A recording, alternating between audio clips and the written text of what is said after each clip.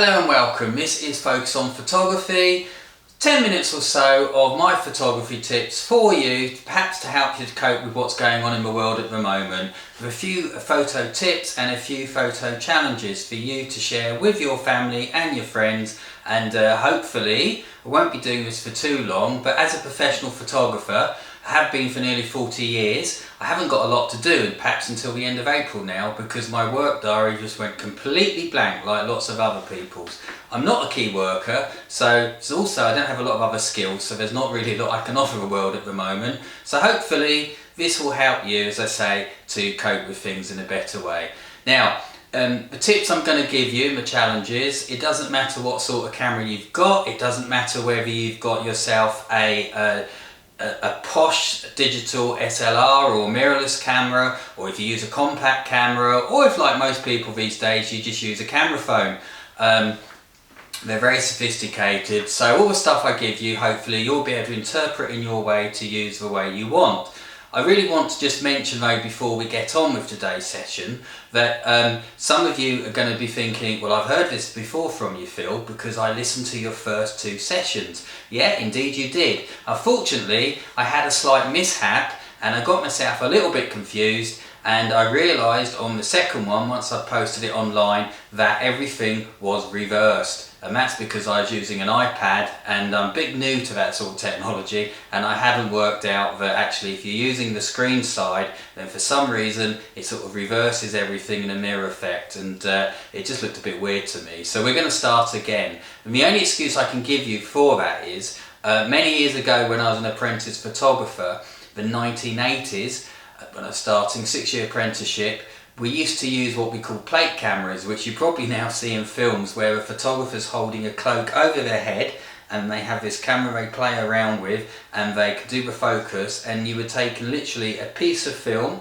and we were using 5 inches by 4 inches piece of film in a little shutter, and then you would literally expose one piece of film at a time. But the image you had, it was projected to you upside down. So that's the only excuse I can give you, that I had a little bit of flashback. If you believe that, you believe anything.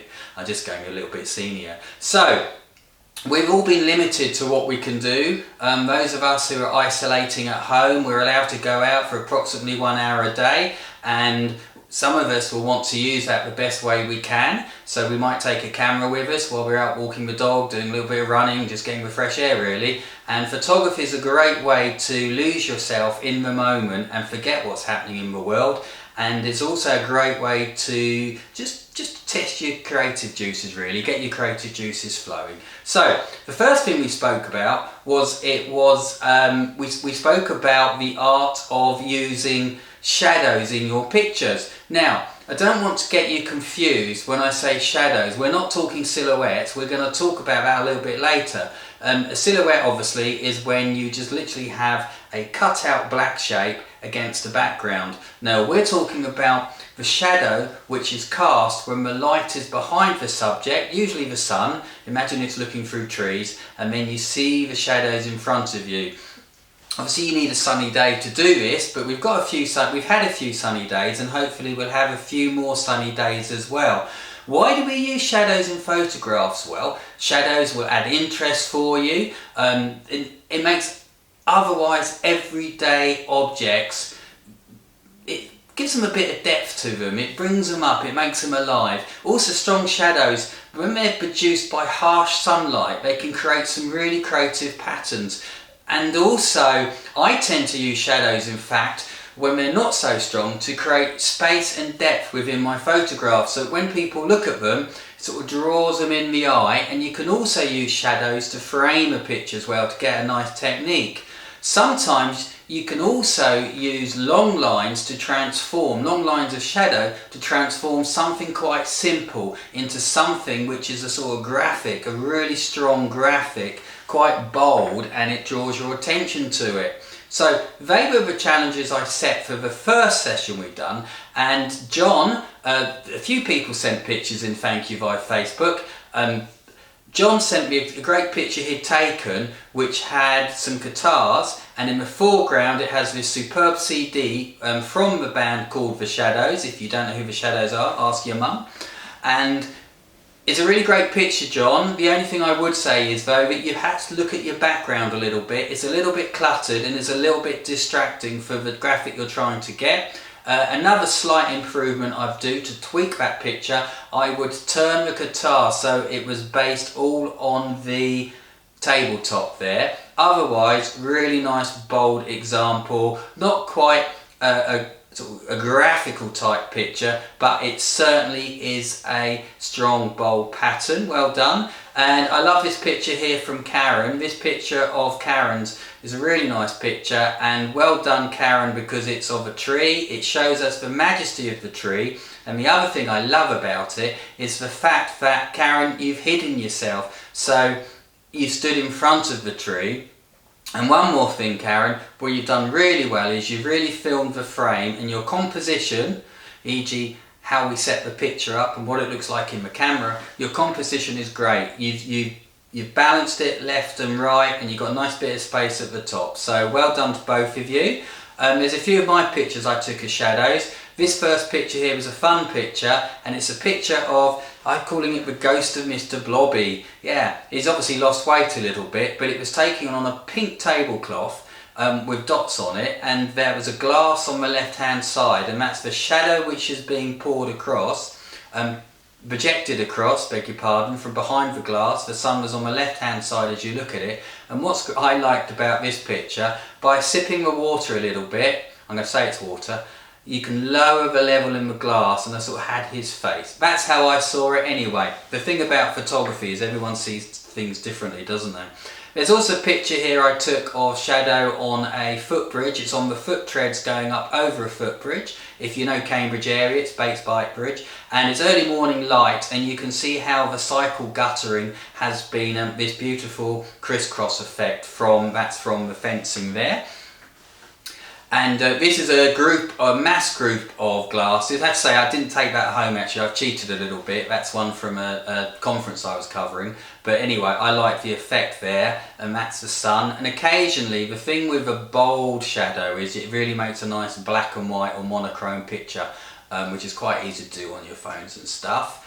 And I like this one as well, it's very topical. Don't forget to wash your hands, folks. And it shows the detail of shadow on the sink there, and I love the way it's all sort of graded, and that's because it's coming through a bathroom window, and the bathroom window is a mottled glass type thing, and it helps to sort of diffract the lights into different layers. So I like that one there. And this last one I took is a building site picture, and it's taken off security fencing, and I love the way the shadow, it was the sort of thing you'd see if you're going on a walk around your neighbourhood, and that's that nice graphical type effect on it. So going to leave you with this one while we talk about shadows. This is a fun photo project, I think, for children. I mean, do let your children pick up a camera, do let them play with your camera. I was brought up in a household with cameras, and oh, look at me now, this is what I'm doing now. Got no other skills, but that's what I can do.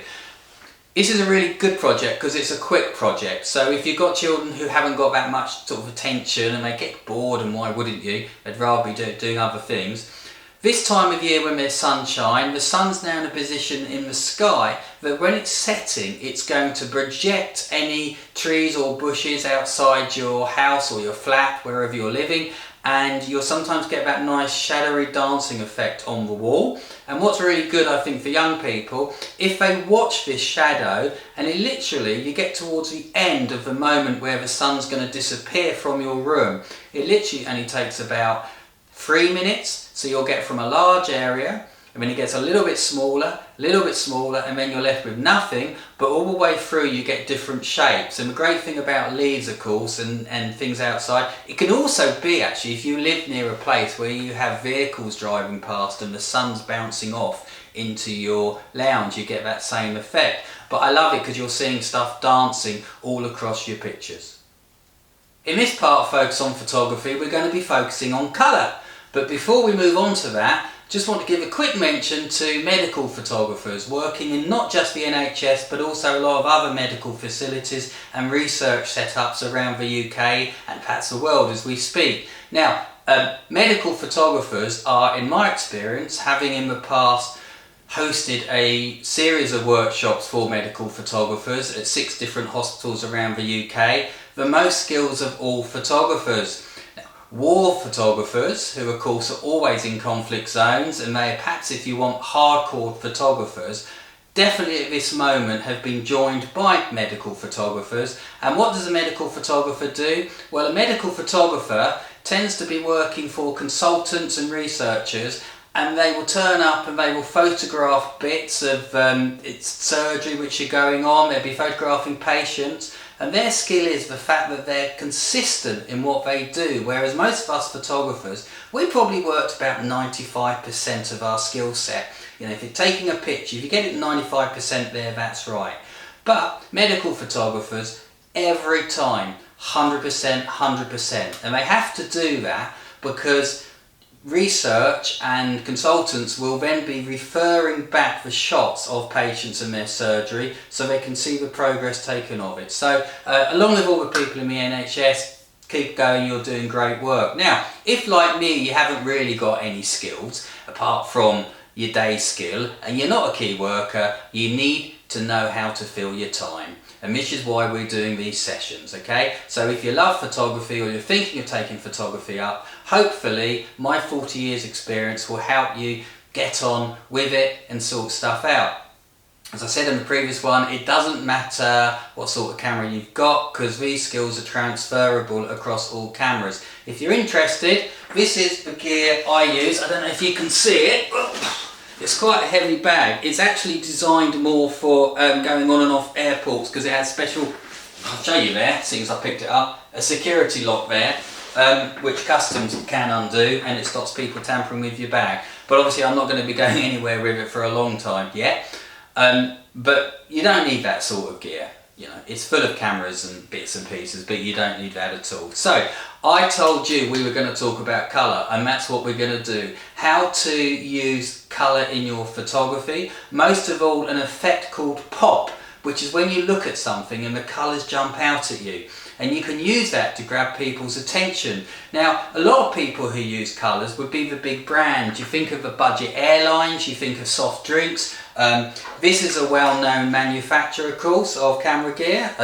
They've gone off a long time, haven't they? But their colour use is superb there. Very striking, that was. And also, publishers are also very good at using colour. You see the black on the yellow?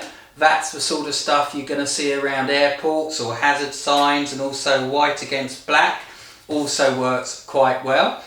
And it's just really finding colours which work together and they just bring a bit of excitement into your life. So here's some combinations of different colours you can use.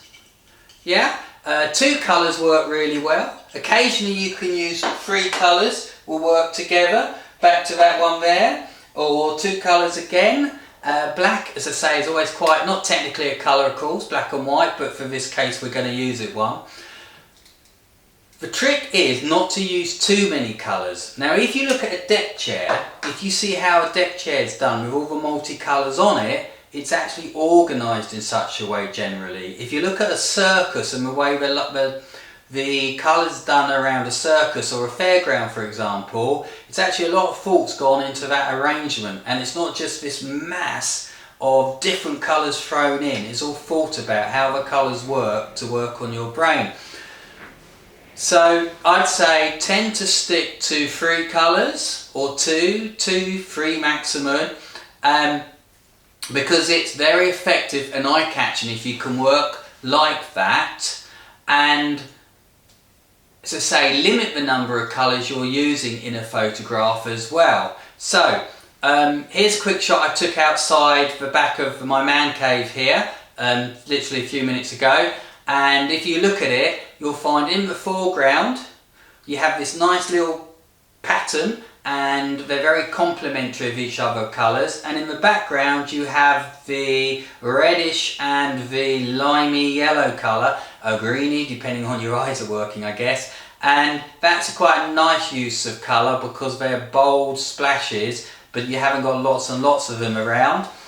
There's dandelions, of course, if you're out and about on your isolation walk. Flowers are starting to come through, possibly a little bit too early for this dandelion, I'd imagine, but they will be coming soon. Here is a everyday road sign. This is a railway crossing sign, and there's some superb colour and very bold if you can get the sun on it. But even if the sun's not out, colours can look really good. What you need to do if the sun isn't out though is try to move yourself so you're getting no soft reflections off the sign, so you get the whole colour, if that makes sense. And don't forget, you can also incorporate, we talked about shadows previously, if you can get some nice sharp shadows as like a silhouette, maybe street railings or something with some colour behind it, you can then use that shadow on it, which will give you a really nice strong sort of graphic effect again. So hopefully for the next session I shall be out in my garden. Do send me your photographs like John here has. It's taken in his back garden. That's a good bold use. I think it's stained glass window there of colour as well. Thanks for that, John. If like John you'd like to submit pictures, and it's phil@philmynottphoto.co.uk, and I shall, if you wish, include them in a future session. Hopefully for the next session we shall be out and about in my garden, and you can be in your back garden as well if you've got one. It's probably going to be overcast for the next few days, but even so we can use that because there's no such thing as bad light, just bad photographers. So enjoy your photography, see you soon, keep safe. Thanks.